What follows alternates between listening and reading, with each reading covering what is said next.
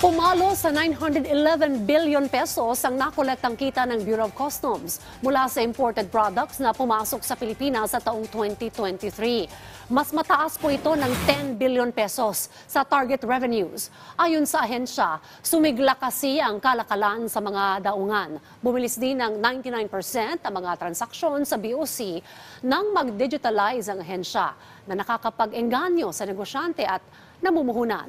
Tinutukan din ang pagsupil sa smuggled products at nakapangolekta ng 45 billion pesos. Patuloy rin ang pagsasampa ng kaso at pagpapakulong sa mga sangkot sa smuggling.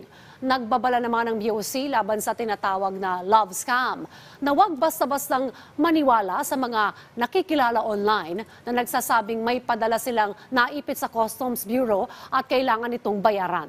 Samantala, dahil sa mga inisyatibo ng BOC, tiwala ang ahensya na makalilikom sila ng 1 trillion pesos para sa taong 2024.